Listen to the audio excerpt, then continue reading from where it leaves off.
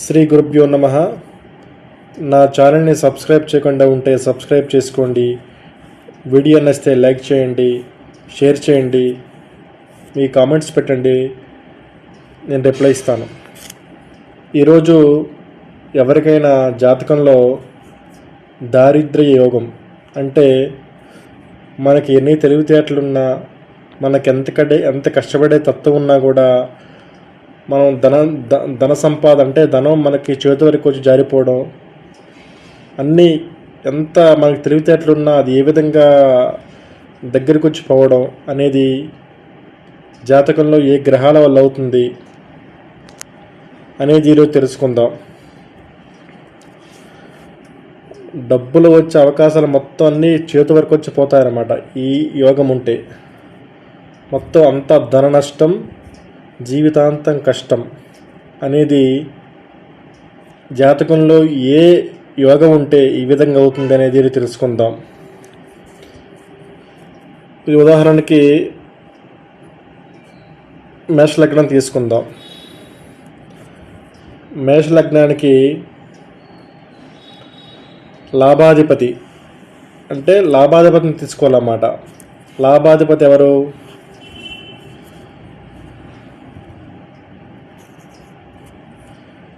శని భగవానుడు. ఈ శని భగవానుడి సూత్రం ఏంటంటే ఏ లగ్నానికైనా లాభాధిపతి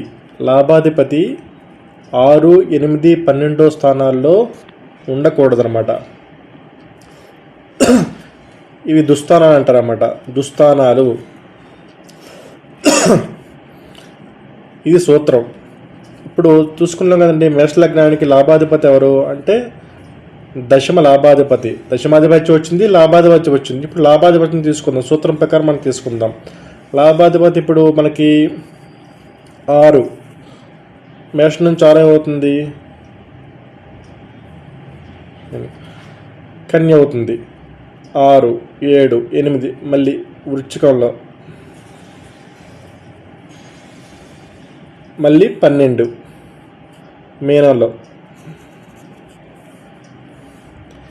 ఇలా ఈ లాభాధిపతి 6, 8, 12 స్థానాల్లో ఉంటే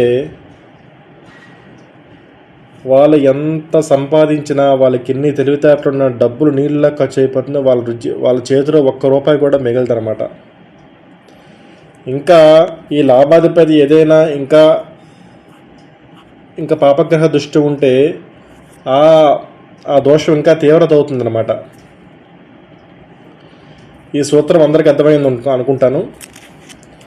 ఏ లగ్నానికైనా లాభాధిపతి 6, 8, 12 స్థానాల్లో ఉండకూడదు. ఇదే ఉంటే వాళ్ళకి దారిద్ర్య యోగం దీన్ని అంటారన్నమాట. మీ జాతకాల్లో చెక్ చేయండి ఈ సూత్రాన్ని. నా కామెంట్స్ పెట్టండి, రిప్లై ఇస్తాను. ఇంకో నెక్స్ట్ మంచి సూత్రంతో, నెక్స్ట్ మంచి టాపిక్తో నెక్స్ట్ వీడియోలో కలుద్దాం. స్వస్తి.